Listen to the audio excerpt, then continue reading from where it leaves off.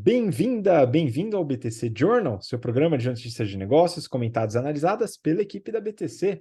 Meu nome é Gustavo Habib, eu sou instrutor de comunicação e negociação, e no episódio de hoje, dia 13 de outubro de 2023, sexta-feira 13, pois é, a gente vai falar sobre estratégia financials com Cora Saúde e estratégia do Olive Garden.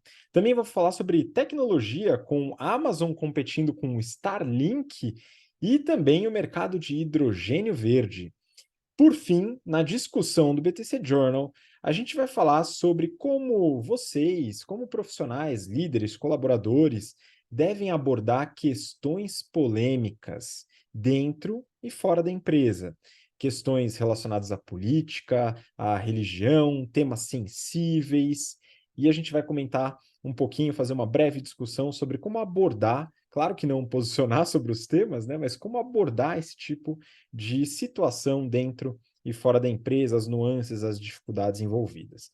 E para me acompanhar nesses temas todos, estou aqui com o nosso instrutor de estratégia, negociação, Yuri Salomone. Yuri, bem-vindo de volta.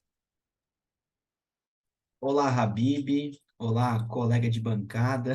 Sejam todos bem-vindos. Bom dia, boa tarde, boa noite. Seja lá o momento que você está escutando esse podcast.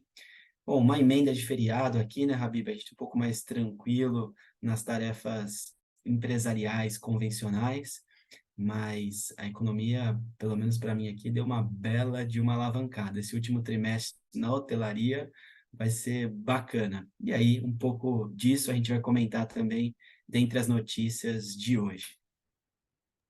Excelente. E para complementar aqui o Yuri na nossa bancada, a gente está com o nosso instrutor de finanças e modelagem, Guilherme Goraeb. Gui, bem-vindo de volta também. Olá, ouvintes, espectadores, colegas de bancada. Prazer estar aqui com vocês. Exatamente, hoje, sexta-feira, 13 de outubro, emenda de feriado aí. Bora lá para a gente comentar algumas notícias interessantes e tem discussão no final, né? Pois é, discussão quente, hein, pessoal? A gente não traz temas geopolíticos para dentro do BTC Journal, mas a gente vai abordar como lidar com esse tipo de coisa, além das outras temáticas que a gente traz aqui. Mas antes de qualquer coisa, eu vou pedir para você que está acompanhando a gente pelo YouTube, curte o vídeo, né? Se inscreve no canal, dá aquela força para o nosso canal para a gente poder espalhar um pouco mais esse conteúdo. Se você acompanha a gente pelo podcast, compartilha nos seus grupos de WhatsApp, com os seus colegas, seus amigos também, o nosso conteúdo, se você achar que vale a pena. E segue nosso Instagram, @instabtcompany, que lá a gente coloca uma série de conteúdos.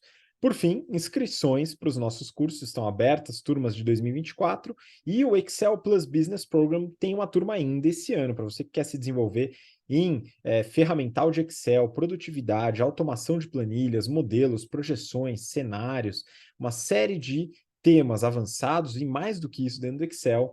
Excel Plus Business Program com inscrições abertas, link aqui na descrição, dá uma olhada.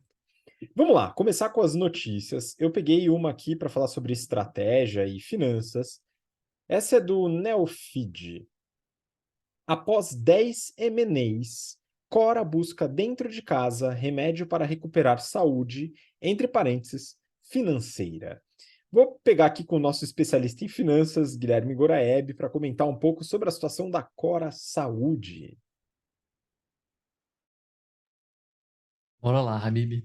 Olha, mais uma vez, vale parabenizar a equipe jornalística do Neofeed, que entregou uma matéria recheada de trocadilhos, do jeito que eu sei que você gosta, como Cora busca remédio para recuperar a saúde, remédios para aliviar a crise não se esgotam, e o quadro ainda inspira cuidados, mas há sinal de melhora. Bom, antes de começar, vamos entender um pouco mais quem é Cora, né? Porque eu confesso para vocês que eu nunca tinha ouvido falar dessa empresa. Entrei no site deles, site de relacionamento com investidores, inclusive, é uma empresa de capital aberto. E, segundo o próprio site, é um dos maiores grupos hospitalares do país, com 7 hospitais no Espírito Santo, 3 no Ceará, 2 no Tocantins, que ainda está presente no Mato Grosso, Distrito Federal e Goiás. Ao todo, são 17 hospitais, mais de 2.000 leitos, sendo 500 de UTI e mais de 11 mil colaboradores. Ou seja, é uma empresa robusta mesmo. Até o momento, ela não divulgou o resultado do terceiro trimestre desse ano, Mas se a gente olhar os primeiros 6 meses de 2023, dá para ver que foram mais de 1,1 bilhão de reais, com B de bola, em receita líquida. Dessa receita, sobraram 251 milhões em lucro bruto, uma margem de 22%, margem essa que tem caído desde 2019, quando ela era 29%. Bom, depois de entregar um prejuízo de 94 milhões de reais no ano passado, 2022, a empresa acelerou o passo e entregou 97 milhões de prejuízo só nos primeiros 6 meses desse ano. E depois de fazer 10 aquisições entre 2020 e 2022, período que o Ibovespa marcou as maiores altas da história, a Selic estava em 2%, a Cora está suando para integrar as operações. O plano é sair do prejuízo e consiste em utilizar 3 alavancas de negócio: aumentar a receita, aumentar a receita e aumentar a receita. Tá? Primeiro, eles vão continuar com o processo que eles já estão tocando de internalizar alguns serviços que são prestados por terceiros, serviços de apoio diagnóstico e terapêutico, encerrando parcerias que as empresas compradas tinham com laboratórios como DASA e Hermes Pardini. Segundo o CEO, o impacto aqui pode chegar a um incremento de receita de 10% em alguns hospitais. Em segundo lugar, a empresa visa realizar pequenos investimentos em CAPEX, ou seja, investimento em estrutura física, que possa gerar receita já nos próximos 6 meses. Um exemplo é adicionar novas estruturas de serviços para melhorar a rentabilidade do metro quadrado do hospital.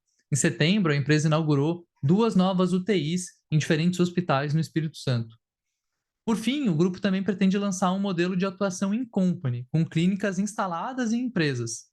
Os hospitais Albert Einstein e Sírio-Libanês, que são referências aqui de São Paulo e no Brasil, já têm atuado nesse modelo com clientes que são grandes empresas, como Natura, Vivo, Itaú e Santander. E ainda tem uma alavanca diferente que o grupo também quer utilizar. Tá? Além de trazer receita, aliás, essa não traz receita, ela traz custo, só que ela traz entrada de caixa, que é o ponto que a Cora está buscando. Ela está estudando, não pela primeira vez, fazer uma operação de sale and leaseback. O que é isso? Ela vende os imóveis onde ela está, os prédios, os hospitais, e aluga eles de volta do novo proprietário. É um movimento que, segundo o CEO, pode liberar até 700 milhões de capital imobilizado da Cora. Isso, claro, vai trazer liquidez para a empresa, seja para fazer novos investimentos, seja para reduzir a alavancagem, pagando dívida. No início do ano, eu lembro de ter comentado um movimento similar que foi feito pela Hapvida, que também é do setor de saúde, onde, na época, a família controladora da Hapvida comprou da Hapvida os imóveis e pagou por eles 1,25 bilhão de reais. Segundo a Cora, no caso deles, o deal ainda não saiu, porque eles não chegaram a um acordo em relação ao cap rate. O que é o cap rate? É o quanto que paga de aluguel dividido pelo valor que pagaram no imóvel. Ou seja, eles estão discutindo o valor do aluguel e ou o valor de venda do imóvel. Né? De fato, é mais difícil negociar quando você não está nos dois lados da mesa, como foi o caso da Hapvida, que a gente comentou, conflito de interesses lá no começo do ano. Bom, resumindo, a Cora, assim como quase todas as empresas do Brasil, ela está, depois de um período de vacas gordas, focada em fazer a operação funcionar, né? Entregando não só crescimento de receita, mas lucro líquido e fluxo de caixa positivos. Vamos aguardar, daqui a pouco eles devem estar soltando o resultado do terceiro trimestre, vamos ver se eles já começaram a virar para lucro, a gerar um pouco de caixa. Pois é, mais uma empresa para a gente começar a acompanhar, né? Eu também não conheci, não sabia que era uma empresa de capital aberto. E é bom porque no BTC Journal a gente consegue descobrir sobre mais empresas. Vamos acompanhar e ver se eles conseguem realmente levantar essas 3 alavancas de negócios: receita, receita e receita. E aqui a gente, até dentro do General Business Program e no SFP, a gente fala muito sobre projeções, cenários e simulações em relação a variações de receita e variações de custo. E muitas vezes as empresas ficam focadas em reduzir custo, sendo que esforços para aumentar a receita podem ter resultados muito melhores a curto prazo no P&L lá na última linha. Tá? Então isso é importante da gente começar a analisar, mas nem sempre é tão simples assim aumentar a receita. Então vamos acompanhar os resultados da Cora Saúde mais para frente para retornar para vocês o que aconteceu de fato. Vamos para a próxima notícia. Eu peguei aqui do Brasil Journal e a gente também vai falar um pouco sobre estratégia. Os planos do novo dono da Olive Garden. Yuri, sei que você é um apreciador de alta gastronomia E eu queria saber o que você acha da estratégia do Olive Garden a partir de agora e também dentro do portfólio do grupo. Vamos lá. Boa, Habib. Bom, eu quero dividir aqui a notícia em três partes, além de responder que sim, adoro alta gastronomia, aprecio boas comidas, não estou no caminho do vegetarianismo como o Gui, gosto de carne, gosto de steak, mas vamos lá. Dividindo aqui a notícia em três. Primeiro, os números, para a gente conhecer a empresa, para quem não tem muita noção aonde está, o que faz. Segundo, quem comprou, né, a estratégia para operar daqui para frente. E terceiro, não menos importante, como efetivamente foi esse deal. Primeiro, os números e história. Ela foi fundada em 1982 por Bill Darben. São quase hoje 1.000 lojas nos Estados Unidos, principalmente, com concentração em Orlando e Miami. Uma vez que eu fui a Orlando, eu comi lá e, de fato, tem em toda esquina. No Brasil, o ticket médio, algo em torno de 60 a 70 reais por cliente. O conceito é que são pratos fartos, pratos grandes, onde a comida tem que sobrar. É um dos KPIs, a comida sobrar. Um dos objetivos é fazer o marketing com o que sobra e levar a sacolinha para casa e fazer aquele anúncio de que, com certeza, alguém comeu no Olive Garden ou vai comer em casa. Isso é bacana, e fazendo até um parênteses, né? Há um conflito aqui com ESG, porque lojas de varejo, vou dar o exemplo da Intex aqui, da Zara, hoje vende a sacola e diz, traga sua sacola reutilizável. E você sai, compra lá um volume de roupas na Zara e sai sem a sacola. Coloca na sacola de outra loja, eventualmente de uma concorrente, de uma Renner, de uma Riachuelo. Como é que é isso, né? Como funciona esse negócio? Confesso que fiquei aqui, na hora que eu estava lendo a notícia e tentando montar o que eu ia falar, há um certo conflito. E aí, você não gasta 50 centavos numa sacola para ajudar o mundo, legal, concordo, ESG, mas faz propaganda da outra empresa, coloca seu produto numa sacola de outra empresa. Enfim, fecha parênteses aqui no conceito de que isto é o marketing da Olive Garden. Tem que sobrar comida. É uma cadeia de restaurantes especializada em culinária italiana e é a maior rede de comida italiana nos Estados Unidos. É controlada pela holding Darden Restaurants, que é o fundador da empresa, a holding dele, isso globalmente, exceto no Brasil, na Colômbia, Panamá e República Dominicana, onde, desde 2013, esses direitos de franchising, de franquear, foram cedidos à IMC, International Meal Company. Vamos lá, fechou aqui o primeiro bloco. O segundo bloco, quem comprou? Jerônimo Júnior, por uma empresa chamada WOW, ou UOL Restaurants, que era uma pessoa que foi CEO, é uma pessoa que foi COO por 4 anos da IMC. Então, já conhece a operação, já sabe como é que funciona, sabe dos números, dos financials, sabe de tudo. E por que ele saiu da IMC primeiro, né? Ele passou por um período absolutamente desafiador, até dividir com o Habib aqui, com o Gora antes, que é incrível. O cara passou por 2 follow-ons, por turnaround, por mudança de acionista, por troca de conselho e por pandemia. Caramba, imagino os últimos 4 anos dessa pessoa. Dito isso, com todo esse desafio, ele beirou o burnout. Este foi o motivo da saída dele. Yuri, mas por que ele voltou? Uma pessoa que saiu para se recuperar fisiologicamente, mentalmente. Basicamente, foi porque na saída dele, a IMC decidiu vender o Olive Garden e ele, lá no seu plano de recuperação, olhou para aquilo e falou: caramba, mas eu posso tomar conta sozinha disso. E resolveu fazer uma oferta para comprar a Olive Garden da IMC. Bom, uma pessoa física comprar uma pessoa jurídica, uma empresa, não é fácil. Tem que alavancar ou ter muito dinheiro, ser herdeiro, sei lá o quê. Ele alavancou, pegou capital com o Bradesco e pretende pagar a dívida, né, o PMT ali, com a própria geração de caixa da empresa. A empresa tem EBITDA positivo e fatura algo em torno de 90 milhões por ano aqui no Brasil. Qual que vai ser a estratégia dele? Primeiro, aumentar faturamento, assim como o Gui comentou na notícia anterior. Aumentar a receita nunca é demais. Ele pretende aumentar o faturamento em 15%, elevar a margem EBITDA de 15% para 20%. A gente sabe no mercado que o benchmark são algo em torno de 18%, então ele quer estar acima do benchmark e hoje está abaixo, é um desafio grande. Ele tem lá 100 alavancas que ele vai utilizar. Eu achei um pouco desfocado, 100 pontos de ação, é muita coisa ao mesmo tempo, mas enfim, é uma pessoa absolutamente experiente, passou por todo esse processo aí, tendo a acreditar que é capaz de entregar o que está prometendo. Ok, ele vai ter uma expansão geográfica, o plano dele é ir para expandir no sudeste de São Paulo, no sudeste do Brasil, indo para Rio de Janeiro, além de São Paulo. Voltando, né? Ele é uma loja que tem quase 1.000, é uma rede que tem quase 1.000 lojas em Orlando e Miami, nos Estados Unidos, é bastante pulverizada lá. Aqui no Brasil, onde ela está localizada?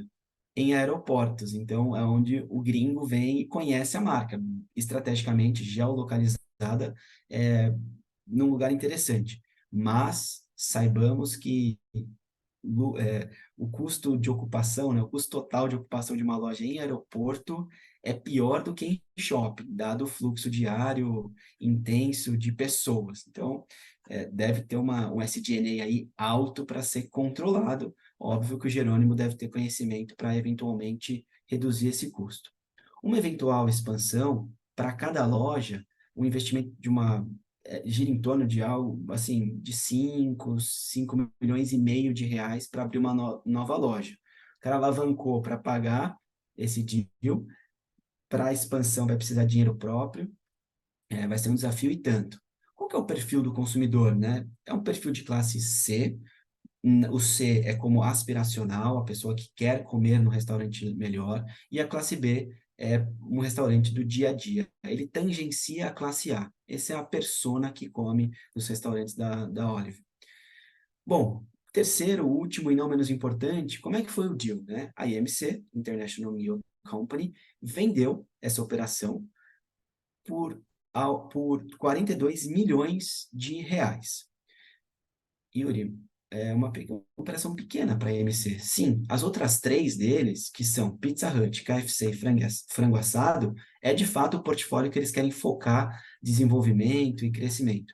O Edivaldo, o atual COO da IMC, ele trabalhou comigo no fundo de investimentos, na Algaia, em 2014, 2015, onde eu fui trainee. Então, um abraço para o Edivaldo, que deve estar presente nesse dia. Eu não tive tempo hábil de conversar com ele aqui para saber como é que foi e trazer insider information para a gente, mas muito provavelmente ele deve estar envolvido com isso. Um abraço e boa sorte para a IMC, que capitalizou essa rede menor, provavelmente para investir em Pizza Hut, KFC e frango assado. O comprador, que é o Jerônimo, ele vai ser um master franqueado, assim como era a IMC, que não poderá subfranquear. Então, ele não pode passar o direito a terceiros. É ele que tem que abrir as lojas próprias. Voltando, se ele quiser expandir, vai ter que gastar 5 milhas de reais para abrir cada lojinha aí. Vai precisar de grana. Ele vai ser um franqueado exclusivo da marca no Brasil. Então, ninguém abre uma Olive sem passar pelo Jerônimo, ou seja, ser sócio dele, porque ele não pode subfranquear. É um desafio tanto, Habib, Gora e ouvintes, bastante interessante. Eu que vivo no aeroporto de Congonhas, de Guarulhos, vira e mexe, eu como ali rapidinho para entrar no avião, para viajar. Gosto bastante. A especialidade deles é o fettuccine, e é uma delícia. Sugiro aí aos nossos ouvintes que, enfim, passam pelos aeroportos e shoppings como Morumbi, em São Paulo, que tem essa loja, que possam usufruir e comer. Tem no Terminal 3 em Guarulhos, para quem vai para o Internacional, tem no Terminal 2. Se quiser mais dicas, é só me chamar aí no inbox, no pessoal, que eu passo, que eu adoro, e vou acompanhar esse movimento deles, porque eu não quero que feche essa loja, Habib. Vendeu e que dê certo, e que cresça, se desenvolva, para a gente ter mais opções no mercado. Boa, gostei, Yuri, que você defende a loja até se precisar virar o influenciador de viagens. É muito bom, gostei, Yuri. Vai virar um mega influenciador de viagens aí. Eu apoio, hein? Já sou seguidor. Bom, vamos seguir para o próximo bloco. A gente vai falar um pouco de tecnologia. Mas antes da gente entrar nos temas, pessoal, eu preciso compartilhar que eu realmente fico surpreso com a capacidade da Insider de desenvolver tecnologia nas roupas, pessoal. É um negócio impressionante. A gente vai falar de Amazon, vamos falar de Starlink, a gente vai falar de hidrogênio verde. E quando a gente pensa em tecnologia, é muito raro a gente pensar em tecnologia têxtil, né? Mas a Insider sempre me lembra disso, porque realmente faz sentido. E eles tiveram uma evolução nas meias, que eu já era fã. Agora tem as Spectrum Socks 2.0 e o beabá da Insider, que é a tecnologia anti-odor, né? Não desbota na lavagem, você não precisa passar, ajuda a regular a temperatura na região ali da roupa, garante uma evaporação rápida do suor. Tudo isso é impressionante. E além disso, né, eles mudaram ali tanto nas opções de tamanho das meias sapatilhas, por exemplo, cores novas nos modelos, né? A maciez também está impressionante. É realmente uma meia que eu passei a usar bastante. Eu tenho outras meias também, mas vou te falar que cada vez mais a Insider está presente dentro das minhas gavetas, viu, pessoal? Quase sofro bullying dentro de casa pelo excesso de roupas da Insider, mas eu realmente gosto bastante, hein? E elas estão disponíveis para você que clicar no link aqui na descrição do episódio e utilizar o cupom, claro, para aproveitar seu desconto, cupom BTC12 para ficar com 12% de desconto no carrinho inteiro, não só nas meias, hein, pessoal? É importante salientar esse ponto, né? Então dá uma olhada no link na descrição. E se você ainda não conhece as meias da Insider e está precisando de uma meia nova, dá uma olhada lá. Fora todos os outros produtos do portfólio voltados para o público masculino e feminino. Beleza? Bom, vamos lá então para as notícias que a gente colheu para análise aqui. Forbes. Amazon lança protótipos de satélites de internet para competir com Starlink. Gui, a gente falou sobre a Starlink alguns episódios atrás, o funcionamento, parece que funciona muito bem. O Yuri comentou que um colega adquiriu o Starlink recentemente, a internet voa, né? Muito boa como internet por satélite. E agora parece que a Amazon quer um filão desse mercado. Eu queria que você desse os seus pitacos aí, Gui, e comentasse um pouco sobre a notícia. Vamos lá, Habib. Então, eu fiquei pensando aqui, né? A gente vê, assim, tem muita galera que não tem um tostão no bolso e fica competindo para ter o último iPhone. Galera que ganha um pouquinho mais fica competindo para ter o carro mais legal, o carro da moda, né? Atualmente os SUVs e tal. E no ramo bilionário, né? Nessa outra faixa de renda aí, a competição é para quem tem o foguete maior.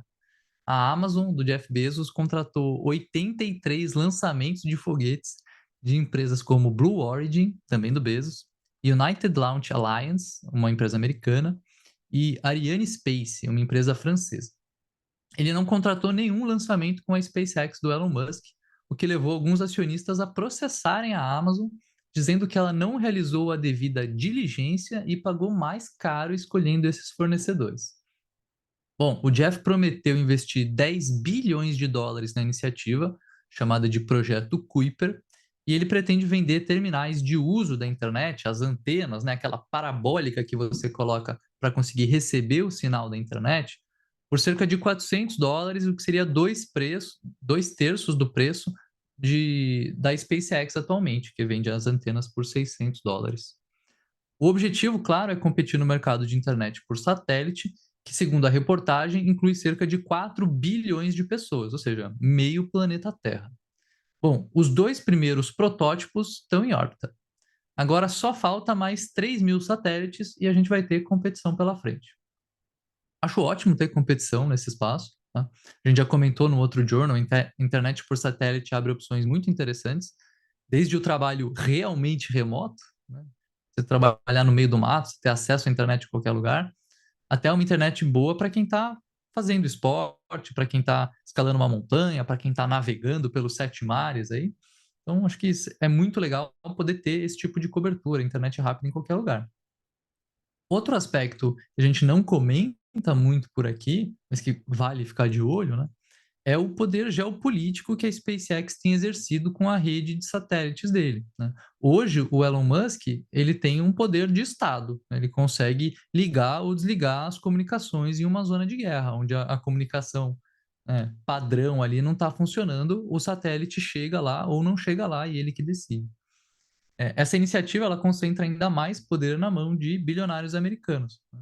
Eu fico imaginando que não vai demorar nada para a gente ver uma empresa chinesa seguindo nesse mesmo caminho, uma empresa ou o governo chinês, né? Enfim. Mas a gente vê a China lançando também uma infinidade de satélites para prover internet. Vamos ver se vai chegar daqui a pouco aí a internet por satélite da Xiaomi. O que você acha, Habib? Contrataria? Possivelmente, hein? Possivelmente tenho boas experiências com produtos chineses e tenho boas experiências com produtos americanos também. Mas parece que é uma solução interessante para essas situações que você mesmo colocou. Claro, 4G, 5G, todos eles funcionam muito bem. A China investiu muito fortemente em 5G através da Huawei, etc.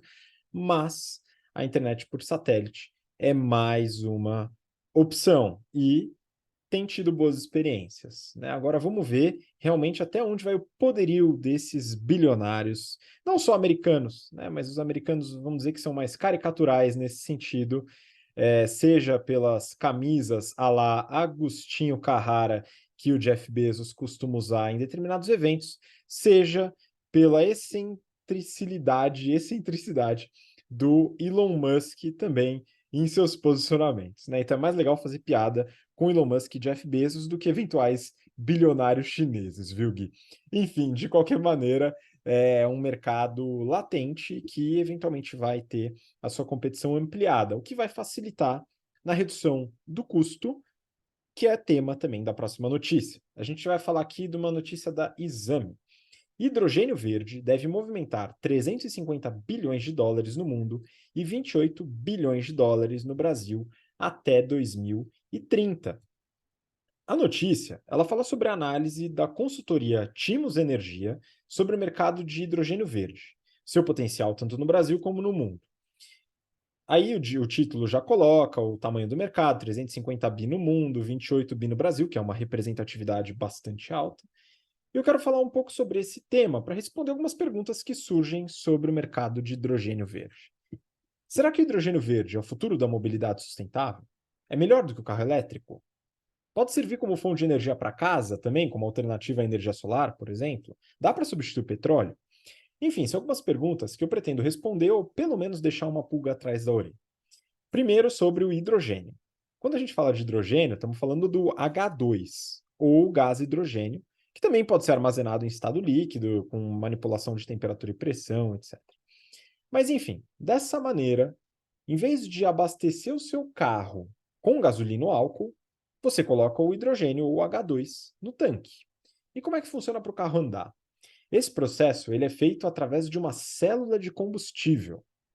É um componente que auxilia na reação entre o H2 e o oxigênio, O2, utilizando um eletrólito, um meio carregado, para gerar corrente elétrica e que tem como produto da reação água, ou seja, mistura o hidrogênio com oxigênio, gera água e energia elétrica. Disso, a gente já tem duas informações.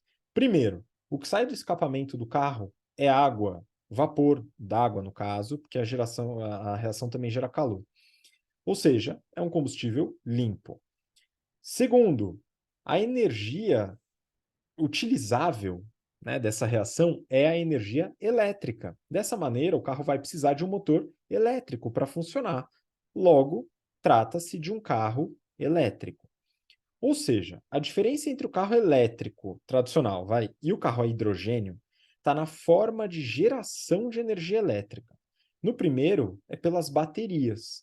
No segundo, é pela reação do hidrogênio com oxigênio na célula de combustível. E aqui vai mais uma diferença.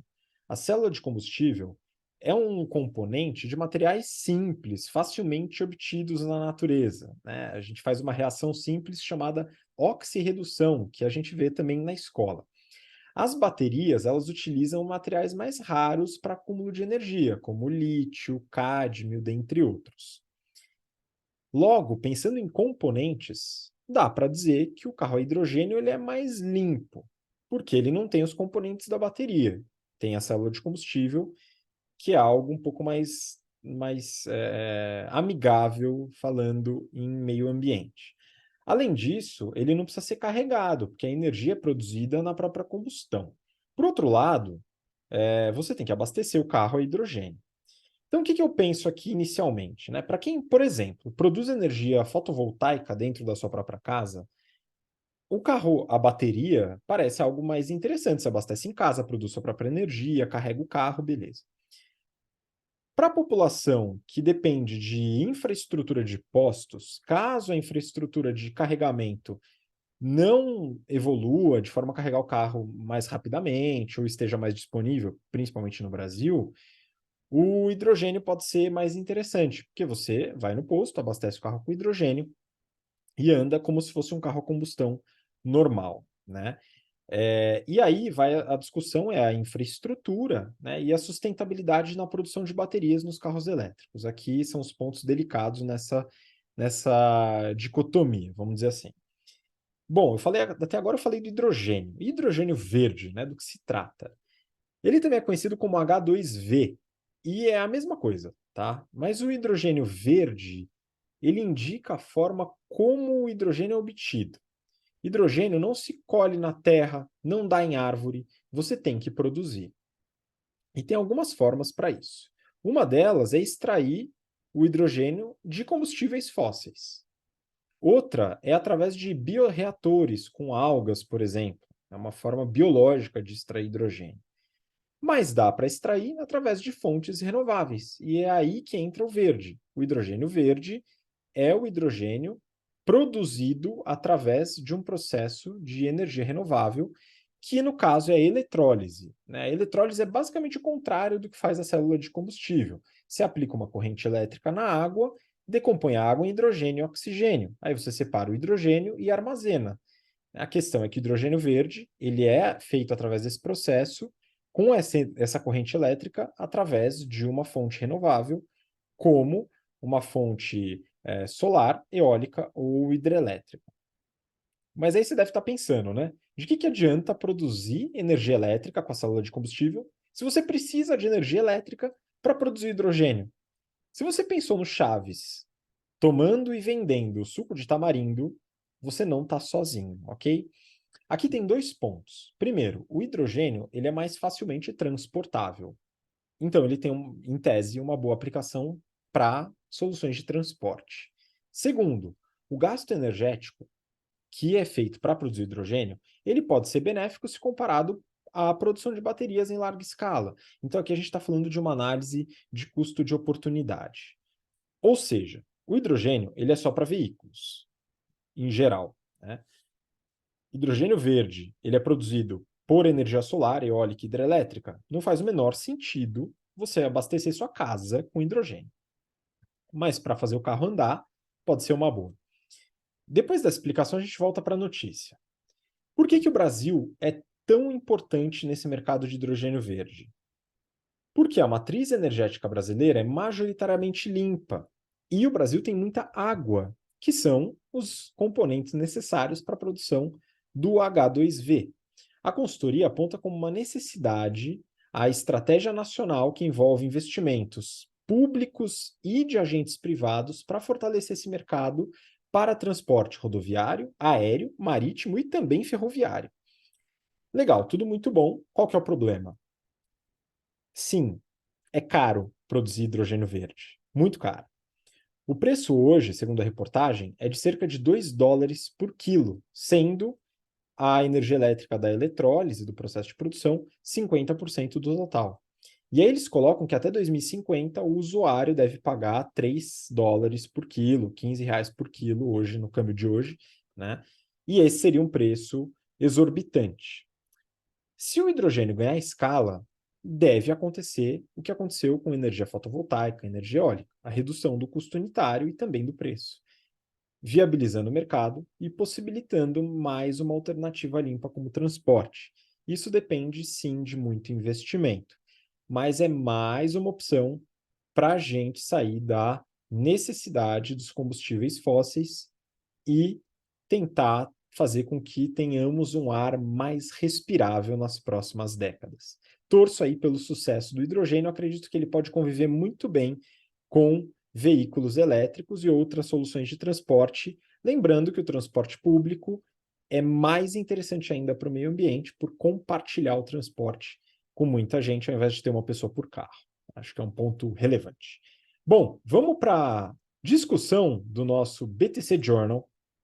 Eu peguei aqui uma notícia, mas na verdade é só para ilustrar o tema geral que a gente vai falar. A notícia é do Infomoney e o título é Eleições 2022. Posso ser demitido por justa causa ao expressar opinião política no expediente? O que eu quero colocar aqui como pano de fundo, né? Nessa semana, estamos passando por um agravamento de uma situação geopolítica bastante tensa, que é o conflito Israel-Palestina, né? Então, essa semana, para quem acompanha o noticiário, houve um ataque do Hamas, que é um partido e um movimento palestino que hoje domina a faixa de Gaza, que é a região hoje onde predomina o povo palestino, né, e acaba tendo uma série de dificuldades naquela região, e várias personalidades emitiram suas opiniões, enfim, muitos foram criticados, etc. Enfim, uma série de questões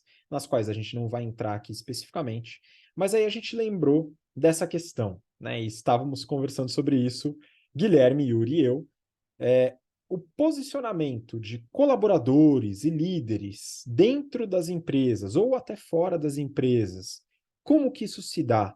Como isso é visto? Como você que está acompanhando a gente deve analisar um eventual posicionamento político dentro da empresa ou fora da empresa, tá? E eu quero que o Yuri comente um pouquinho, já contextualize a discussão para depois o Gui e eu podermos seguir com os pitacos. Yuri, pode começar. Vamos lá, Habib. Bom, trazer temas para discussão, acho que o Gui vai trazer um pouco sobre a palavra discussão, não é certo ou errado, é conversa sobre o assunto. Então, quando a gente fala de temas polêmicos, e aí a gente fala de política, futebol, esporte, né? Religião, questão do aborto, casamento homoafetivo, pauta dos costumes, vamos generalizar assim, é preocupante o posicionamento nas empresas. E é preocupante pelo seguinte: uma coisa é eu falar em nome de uma pessoa física. Eu, Yuri Salomone, estou dando a minha opinião. Outra coisa é eu, Yuri Salomone, ser a persona da empresa para a qual eu trabalho. Então, eu sou a pessoa propaganda e falar em nome disso, de algo que é polêmico, que, enfim, as pessoas discutem e têm opiniões diversas. Então, acho que o primeiro ponto aqui, Habib, Gora e ouvintes, é a gente separar. Eu sou uma pessoa politicamente exposta, eu sou uma pessoa socialmente exposta, eu falo em nome da pessoa física ou eu falo em nome da empresa. Eu sou a persona que fala em nome de uma empresa. Quando a gente fala do Elon Musk emitindo uma opinião política, ele é a pessoa da Tesla, ele é a pessoa do X, né, do Twitter agora. Quando a gente fala do Zuckerberg, a gente fala do Facebook, da Meta. Então, são pessoas que representam as suas entidades. Quando a Cris emite uma nota, fala sobre um assunto, ela é a persona do Nubank. Então, aqui só para dar, a Maria Luísa Trajano, ela fala em nome da Magazine Luiza. Ela é a persona que representa, apesar que não necessariamente é ela que faz a relação com os investidores das suas empresas. Então, dividir aqui esses dois pontos. Se você é uma pessoa física, quer emitir a sua opinião, a faça. Mas o problema é, saiba das consequências. Este é o ponto de atenção. As redes sociais gravam para a eternidade o que você publicou, o vídeo que você subiu, o assunto que você está a fim de falar, emitir sua opinião. Então, de um tempo para cá, das redes sociais para cá, dos devices que gravam tudo, do YouTube que tem os vídeos aí de maneira talvez eterna, você pode mudar de opinião, não pode? Você pensa da mesma forma que você pensava há 20 anos atrás, há 10 anos atrás. Então, o fato de você ser gravado, isso pode ser usado contra você num momento diferente no futuro. Você sabe se você não vai ser uma pessoa que vai se candidatar a vereador, a prefeito, a governador ou a presidente de um país? aí você emite uma opinião contra um partido e lá na frente você se junta a esse partido político, por exemplo, para se candidatar, uma coligação, e aí, como é que faz? Você falou lá atrás, você vai ter que pedir desculpa, você vai desdizer o que você disse, você apagar o seu vídeo, começa a ficar difícil. Então, eu queria trazer essa questão de você falar em nome próprio e em nome de uma empresa. Mas aqui a gente não vai ficar dando regra a vocês, é assim, é assado, é certo ou errado. A ideia aqui é abordar uma boa prática. Então, como abordar isso no dia a dia de uma empresa? Primeiro ponto, não ser extremista. A sua opinião, por mais conhecedor do assunto que você seja, por mais dominador daquela ação, por mais inserido naquele mundo que você esteja, a sua opinião não é única no mundo. Temos 8 bilhões de pessoas no mundo, temos diferentes opiniões, diferentes pessoas, jeitos de pensar e agir, e tivemos diferentes culturas ao crescer. Não tem certo ou errado. Óbvio que a gente tem as nossas opiniões, a gente não vai apoiar grupo extremista, a gente não vai apoiar terrorismo, a gente não vai apoiar pessoas que têm discursos de ódio contra minorias. Isso eu não quero e não vou fazer. Pretendo não incorrer num problema desse. Se eu for gravado um dia fazendo isso, rapidamente eu vou fazer a gestão de crise, que a gente ensina aqui no GBP, tratar esse assunto para que isso não se transforme contra mim. Pegar um pedaço do que eu falo e colocar na rede social pode ser problemático. Enfim, então, não seja extremista é o primeiro ponto, por mais inserido e conhecedor do assunto que você seja. Baseado nisso, tá em moda, tá muita gente falando no mundo, o tal do lugar de fala, e eu queria abordar um pouco disso. Não é porque você pertence a uma religião, a um grupo, a uma etnia, não é porque você tem uma determinada doença, por exemplo, que você pode dizer, tem um lugar de fala, eu posso dizer o que eu quiser. Vou falar por mim aqui e dar um exemplo para ajudar o nosso entendimento. Eu tenho diabetes há 25 anos. Eu vivi mais tempo com diabetes na minha vida do que sem diabetes. Não quer dizer que eu possa sair falando de diabetes e tornar a minha vida exemplo para tudo. Eu posso dizer o que eu fiz, o que eu deixei de fazer, os tratamentos que eu tive, as oportunidades que eu tratei e contar como foi. Mas eu não estudei medicina, eu não estudei enfermagem, eu não sou um conhecedor da causa a ponto de poder falar em nome de todas as pessoas com diabetes. Eu não tenho este direito na minha concepção, apesar de estar inserido. Numa roda de amigos, entre pessoas mais próximas, eu emito mais as minhas opiniões, porque o ambiente é controlado. Quando eu venho falar aqui, eu não vou falar se o tratamento A, B ou C é melhor ou pior. Os dados, a gente ensina isso no GBP também, trabalhar com os dados para tomar decisão ajuda. Eu vou dizer, eu usei esse tratamento, os dados provaram que deram certo, e para as pessoas que estão fazendo, também está bom. Isso não quer dizer que vai dar certo para todo mundo. Tem a questão do custo, tem a questão da viabilidade, enfim. De novo, lugar de fala, eu posso falar sobre o assunto, eu vou estudar sobre o assunto, mas não é porque eu não estudei que eu não posso comentar numa roda de amigos, que eu não posso aqui dar o meu depoimento. Então, o lugar de fala tá sendo muito utilizado pelas pessoas para dizer, eu posso falar porque eu sou esta pessoa, eu sou heterossexual, eu posso falar para todos os heterossexuais. Não, eu sou homossexual, eu posso falar para todos os homos. Não é isso. Você estudar, divergir, conversar, discutir, mas principalmente escutar a opinião alheia e ter maturidade para entender que há o contraditório. O contraditório é importante para você saber aonde você está no mundo. Eu falei isso há 2 semanas aqui no Journal. O atrito é importante para transformar a energia, para você se movimentar, e não para criar uma cortina de fumaça e te tirar do seu ambiente ali. Então, o atrito é importante, ele tem que existir, a discussão tem que estar presente no dia a dia. Passando para um outro ponto aqui do que eu queria trazer, da contextualização, pessoal, para mim, as redes sociais estão ecoando muito do mesmo. Então, os algoritmos, eles foram formados para te dar informação dos seus próximos, você gosta daquilo, aquela informação sobre aquilo, sobre aquele momento. Eu viajei agora recentemente, o Gui até me mandou um abraço no episódio, para fazer uma viagem na Itália.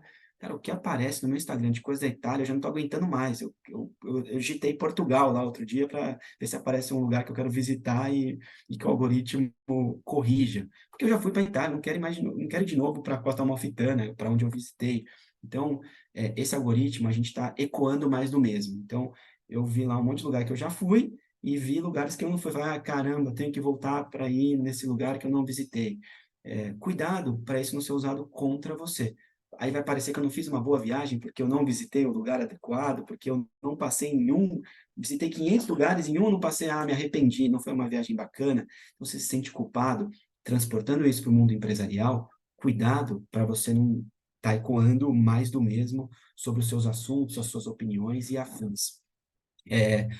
E aí, para finalizar o meu o começo aqui do que eu gostaria de trazer para o Gui, para o Habib discutir, as empresas, elas têm que promover esses discursos, têm que promover essas discussões, mas não podemos deixar o core business das empresas de lado. Ela tem que gerar o lucro, tem que pagar os colaboradores, tem que promover todas essas discussões, mas eu não posso fazer isso em detrimento do meu negócio. O meu negócio principal é viagens, eu trabalho com turismo, eu tenho que colocar clientes, hóspedes dentro do hotel, eu tenho que fomentar as atrações turísticas das cidades nas quais eu estou inserido, eu tenho que fomentar o movimento socioeconômico para poder trazer mais pessoas, inserir o turismo na vida, no caso do brasileiro e no mercado externo que a gente aplica. Eu trabalho diversidade dentro da empresa, eu trabalho liderança, eu trabalho minorias, mas isso não é o meu core business. O meu core business é turismo. Eu tenho que promover, como líder, eu tenho esta obrigação, na minha concepção, eu tenho que fomentar essas discussões, mas não é isso o meu objetivo dentro da empresa. Então, temos de saber nos posicionar, lutar pelo que a gente acredita, mas nunca em detrimento do negócio da empresa, a não ser que a empresa faça algo que você não concorde, e se você está num lugar desse, saia, porque não vai fazer o que você não quer, o que você não concorda, não vai vender algo que você não acredita, um produto que eventualmente não funcione. Então, eu queria trazer agora o Habib, agora um pouco para a discussão, e tem mais alguns pontos para a gente falar aqui no final. Ô Gui, eu queria ouvir você, né? Só lembrando a notícia que a gente trouxe aqui de pano de fundo, ela faz a pergunta se você pode ser demitido por justa causa, por expressar opinião política, né? E é claro que não, a expressão de opinião política está longe de justificar justa causa. Caso, né, isso só aconteceria numa eventual agressão, uma agressão física, né, algum tipo de situação bastante extrema dentro do trabalho que ultrapasse, né, a opinião política, mas me parece eventualmente temerário, tá? Por outros motivos. Eu queria ouvir um pouco a sua visão sobre isso, os temas polêmicos pelos colaboradores no mercado de trabalho. Você acho que comentou bastante sobre dentro da empresa, né? Vamos lá. Então, uma coisa que eu fiquei pensando sobre isso, né, é em qual situação que pode caber uma discussão política no ambiente de trabalho. E aí vou contextualizar aqui, né? Então, hoje, a maior parte do meu tempo eu estou trabalhando na Geek Hunter. A Geek Hunter é uma empresa que ajuda outras empresas a contratar desenvolvedores. Aí, quem que são os atores aqui, né? Eu tenho o recrutador no nosso cliente, eu tenho um recrutador interno que está ajudando, que está tocando o processo, eu tenho um desenvolvedor que se cadastrou na plataforma, que está querendo ser contratado. O que que me interessa o posicionamento político desse cara? O que que me interessa se ele gosta do Lula, do Bolsonaro, do Emael, se ele é flamenguista, corintiano, palmeirense, careca, cabeludo, gay, hétero, branco, preto, azul, amarelo? Não interessa nada, né? Isso não influencia em nada a capacidade dele de entregar um bom trabalho. Então, não faz sentido naquele contexto, né? Estou aqui na BTC, vou dar aula de finanças corporativas, vou dar aula de business modeling, vai falar de venture capital, vai falar de sei lá, beta e cálculo do custo de capital da empresa. O que que interessa em quem que eu votei, ou se eu sou filiado ou não a um partido político? Não interessa nada, né? Então, eu acho difícil encontrar lugar para algumas discussões mais rasas, né, dentro do ambiente de trabalho. Eu acho que ambiente de trabalho saudável promove discussão aberta de maneira consistente, né. Mas aí, quando eu falo de discussão ou de debate, eu estou falando de um debate de ideias, né. E eu acho que a gente tem poucos bons exemplos de debates ultimamente. A gente tem visto muito mais bate-boca do que debate. Uma coisa é eu debater uma ideia, eu trazer os pontos a favor, os pontos contrários, eu olhar o lado bom, o lado negativo, eu pensar quando que isso faz sentido, quando que isso não faz sentido. Eu me despersonificar da ideia, né? Então, quando eu vou debater uma ideia minha, eu não estou debatendo eu, né? Se a ideia morrer, se a gente achar que a ideia não é boa, não sou eu que estou morrendo, né? Então, fazer a despersonificação para poder debater bem a ideia, atacar a ideia, tipo, um de cada lado e ver o que sobrevive, ver qual que é o lado legal, qual que não é. Acho que a gente não tem tantos bons exemplos de debate, né? Dito isso, eu acho que debater ideias é algo inerente ao ambiente de trabalho, é algo fundamental ao ambiente de trabalho. Faz sentido debater política? Cara, já discuti política com colegas de trabalho, fora do horário e fora do ambiente de trabalho. Assim, eu lembro de estar, sei lá, tô na sauna, tô na piscina, tô no bar, tô na academia. Eu entreguei aqui que eu não frequento muito bar, né? Mas, assim, a gente tá num ambiente descontraído, tá fazendo um churrasco e tá discutindo, beleza. Uma determinada ação, o que que fulano fez, ou ciclano fez, ou posicionamento, mas discutir a ideia, né? Menos o clubismo ali de, eu vou votar nesse, eu vou votar naquele. E daí? Né? Tipo, na internet a gente tem muitas essas discussões que não são discussões, né? São afirmações, né? Eu gosto desse. E daí? Tipo, o que que você quer com isso? Né? Então, enfim, acho que é super válido saber discutir, acho que é importante focar nas ideias, não focar nas pessoas, não se apegar às posições prévias. No trabalho, eu acho extremamente difícil arrumar tempo para resolver, para discutir política. Né? Assim, eu não consigo priorizar na minha agenda em todas as coisas que eu tenho que fazer, das 2 às 4, eu vou pegar e vou discutir política. Não faz sentido para mim. Né? E aí, talvez o contraponto aqui, né? Será que faz parte da função social da empresa discutir alguns temas políticos com a sociedade? Ou ainda, quais são as discussões políticas que são interessantes para a empresa? Né? Diferentes empresas vão querer puxar diferentes discussões políticas. E aí faz sentido eu ter essa discussão. Né? A empresa, a gente estava comentando mais cedo, o Yuri está no setor de turismo. Faz sentido ele se colocar e se posicionar em algumas discussões políticas que afetam o setor de turismo. Não faz sentido nenhum ele estar falando de casamento gay, por exemplo. Não tem nada a ver com o negócio dele. Bom, talvez o hotel seja menos alugado em lua de mel e tenha menos eventos, mas assim, tá muito distante. Não faz sentido ele falar, é Lula ou Bolsonaro. Cara, tanto faz. E a gente nem comentou aqui na nossa discussão antes, mas tem vários exemplos recentes de posicionamento político que foram um tiro no pé da empresa. Né? Da empresa ter um baita estrago, ter que gerenciar a crise depois, porque fez um posicionamento que não tem nada a ver, que não está contextualizado com o que a empresa faz, qual que é o público dela. Então, ela não entendendo bem o público, ela consegue fazer um estrago aqui. Né? Então, a maneira boa de, acho que, pensar sobre isso, né? Pensar qual que é o posicionamento, será que ele faz sentido para o meu negócio? Qual que é o risco que eu tenho de fazer esse tipo de posicionamento? E, honestamente, discussões assim mais clubistas, eu não vejo sentido nenhum e não vejo como priorizar isso aqui na minha agenda. Não faz sentido tá discutindo se é o partido A ou o partido B. Tá? Pois é, eu queria puxar esse ponto do Gui, ele falou do posicionamento das empresas, enfim, e que muitas vezes é papel da empresa, um papel, eventualmente um papel social da empresa, colocar certas discussões polêmicas, né, políticas ou de costumes, enfim, geopolíticas, o que quer que seja, como debate. Mas isso parte da empresa, ou seja, parte dos executivos da empresa, da liderança da empresa ou dos sócios da empresa. Agora eu queria passar o outro ponto de vista, né, do colaborador, da pessoa que está lá trabalhando numa boa, se desenvolvendo. Muitos de vocês que nos ouvem estão nessa posição nas empresas. E aí é o seguinte, eu, durante a minha carreira, passei por algumas empresas e observei como sendo absolutamente comum. Conversa de café, prévia de alguma reunião, almoço, tudo isso no ambiente de trabalho, discussões políticas, discussões polêmicas como um todo, tá? Majoritariamente políticas, mas não necessariamente políticas. Um comentário aqui, alguém compartilhando uma notícia que leu de manhã ali. Então, na minha vivência, isso acontece, né? Isso simplesmente surge, né? É mesmo que você, como boa prática, não coloque. Eu acho que esse é um ponto que eu gostaria de salientar.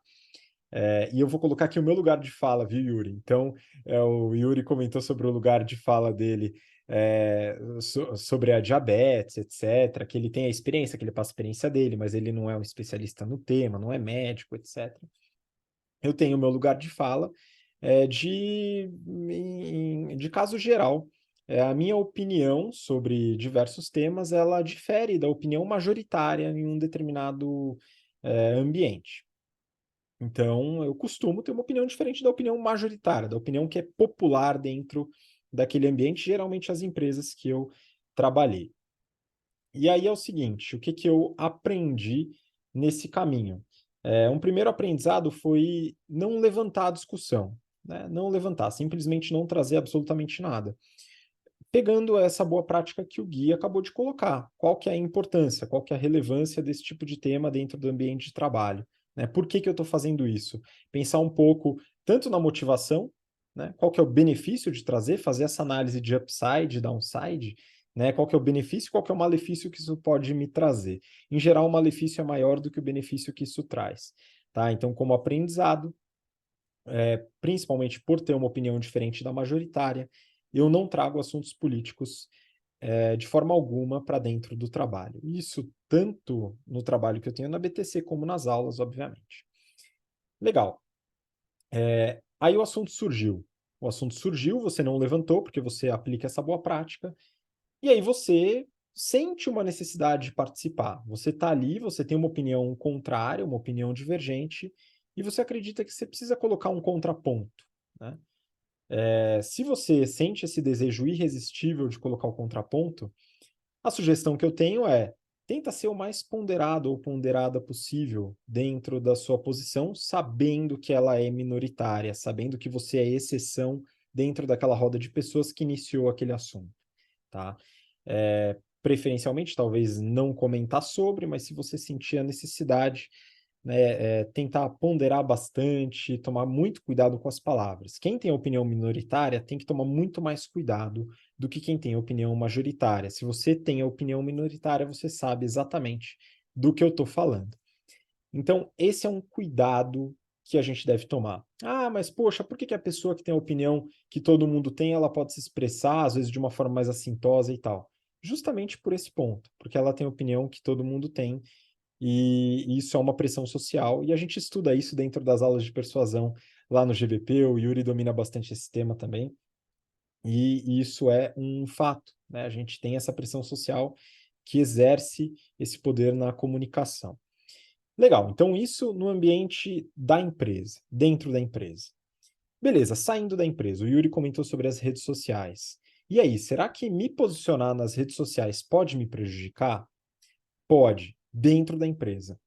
Ah, mas as empresas, em tese, não deveriam levar em consideração seu posicionamento nas redes sociais, suas opiniões políticas, etc., no recrutamento. Em tese, não. Na prática, isso acontece. Eu fui recrutador, fui headhunter, e eu sei que isso acontece por experiência própria e por experiência de terceiros, tá? E isso é razoavelmente comum, seja como uma análise indireta, seja como uma análise inconsciente, beleza? Então, sim, dentro das redes sociais, a sua manifestação pode afetar o seu desenvolvimento profissional com a mesma regra. Se a sua opinião diverge muito da opinião, por exemplo, do recrutador, dos gestores da área, da pessoa que está te contratando e etc., você pode sim se prejudicar com esse posicionamento. Por quê? Porque existe algum tipo de penalização para você, porque você foi escolhido? Não, porque existe uma questão de conexão, e isso estabelece, essa conexão é outro gatilho de persuasão que a gente estuda, ele também é estabelecido através de uma série de relações conscientes e inconscientes, que podem ajudar ou prejudicar. Se você tem a mesma opinião da pessoa que está te entrevistando, muito possivelmente essa conexão vai ficar mais fácil, né? Vai ficar mais concreta do que se você entrar num embate de ideias, mesmo que saudável, como o Guilherme colocou, que é saudável, que é salutar, só que ele pode eventualmente prejudicar essa conexão. Então, a gente tem que tomar muito cuidado nos posicionamentos dentro da empresa e nos posicionamentos em redes sociais, principalmente quando a gente sabe que a nossa opinião diverge da opinião majoritária, da opinião mais presente. Eu acho que esse é um ponto que eu queria ressaltar aqui, como sendo uma análise um pouco mais pragmática. O Gui vai complementar aqui, depois o Yuri vai passar. Fala, Gui. Eu estava comentando agora da discussão saudável, né? E acho que a gente não faz tempo que a gente não fala sobre, mas um tema super recorrente no mercado de trabalho é a segurança psicológica, né? Acho que a discussão saudável, ela acontece num ambiente saudável, que você chega lá, você tem certos comportamentos que são tolerados e que são promovidos e certos comportamentos que não são adequados num ambiente saudável, né? E certamente o ambiente saudável para ter discussões saudáveis, discussões mais complicadas, como discussões que a gente está falando aqui, geopolíticas ou, sei lá, temas como o aborto ou casamento gay, temas que estão recorrentes aqui, ou, enfim, para chover no molhado, o Lula e o Bolsonaro, a Arminha e o L, não sei o quê. O ambiente saudável para essa discussão não é o Facebook, não é o Instagram, não é o LinkedIn. Assim, acho que não dá para você, na minha opinião, desenvolver esses temas com a profundidade necessária nesses ambientes. Então, talvez não faça sentido você se colocar lá, se posicionar, um negócio que a única chance que tem ali é de backfire, né? É tipo, o que você vai ganhar com isso? Pô, não vejo muito upside. A velha análise upside downside. Fala, Yuri, complementa. Não, acho que até para encerrar aqui, na minha parte, Habib, quando o Gora dividiu em dois o raciocínio dele no começo, queria colaborar, né? Qual que é o impacto que tem? No caso do Gui, tinha pouco, ele citou a questão do turismo. Vamos pensar uma empresa aérea que um dos maiores ofensores do PNL, um dos maiores custos do negócio dela é o combustível, é o querosene. E aí, a guerra da Rússia e da Ucrânia, a guerra agora, Palestina, Israel, Hamas, impactam no valor do petróleo. É óbvio que os executivos dessas empresas estão discutindo a guerra. E neste momento não dá para dizer é o lado A, o lado B, vou apoiar, não vou apoiar. É como isso impacta o nosso negócio, qual é a consequência para o nosso resultado e o que vamos fazer para resolver e para ajudar, se couber a nós ajudarmos. Isso para falar da companhia aérea, mas uma transportadora também. Pô, meu pai trabalha com transportes, aumentou 30% o valor do petróleo no último ano, depois da guerra da Rússia e da Ucrânia, agora com a Palestina e Israel também. Então, assim, é muita coisa envolvida. Os executivos estão preocupados e discutindo esse tipo de coisa. E os colaboradores? Será que eles não devem estar preocupados também de discutir de uma maneira mais harmônica o assunto, no sentido de, putz, isso vai onerar a gente, vamos entregar menos resultado, vou ter o meu bônus comprometido no final do ano. Isso para tirar o peso social da guerra, né? Não estou aqui comparando lucro com pessoas que faleceram ou foram mortas por terroristas. Eu estou falando exclusivamente de o que está impactando a minha empresa. O colaborador tem que saber, sim, estar informado sobre o assunto e discutir num nível adequado. Mas, de novo, sem certo e errado. Qual é o impacto para o nosso negócio, qual é o impacto para mim, como pessoa prestadora de serviço para determinada empresa. Então, até queria encerrar aqui a minha participação e agradecer a todos os ouvintes que estiveram com a gente até aqui. Essa última discussão foi um pouco mais delicada. Comente aí no Spotify, no YouTube, o que vocês acham, quais são as suas opiniões. Lembrando que a gente não vai promover um debate aqui, como o Gui falou, não é nas redes sociais que a gente vai promover esse debate, a gente pode marcar um dia e entrar numa live para promover esse tipo de discussão, mas a ideia é que estamos discutindo aqui o seu posicionamento perante uma empresa, seja você um colaborador, um executivo dela, ou como que você trata o seu negócio. É esse o ambiente que a gente está inserido para essa discussão dos costumes, discussão de guerra, discussão de a questão do casamento homoafetivo, do lugar de fala. É neste contexto que a gente está pensando em business, pensando em negócios. Obrigado a todos e até a semana que vem. Valeu, Yuri. Obrigado. Eu vou deixar então para o Gui fazer os comentários finais aí.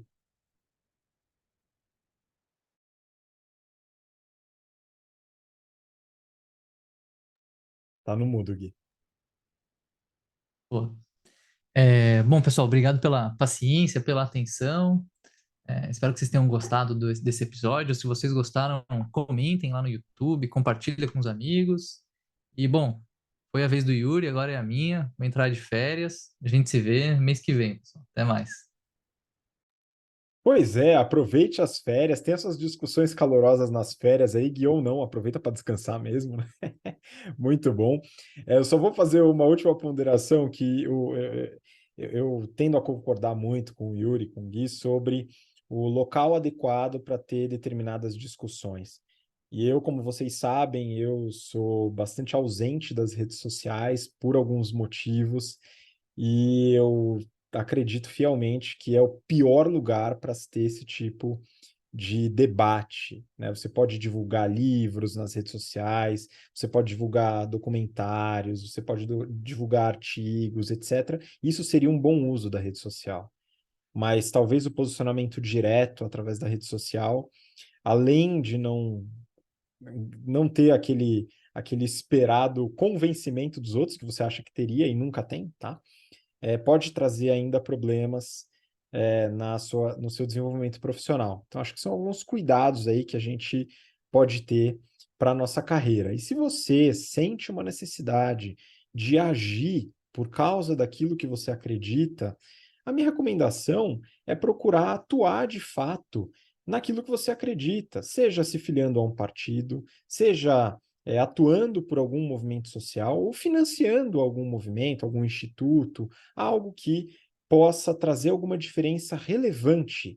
E o melhor de tudo, você pode fazer isso de forma completamente anônima ou sem falar para ninguém, ok? Então fica aí essa dica final. E eu queria agradecer de novo sua participação, sua paciência por acompanhar a gente até agora, e a gente se vê no próximo episódio, sem o Gui, que estará de férias, mas com o Yuri certamente estaremos aqui, ok? A gente se vê na próxima semana. Um grande abraço, até lá. Tchau, tchau.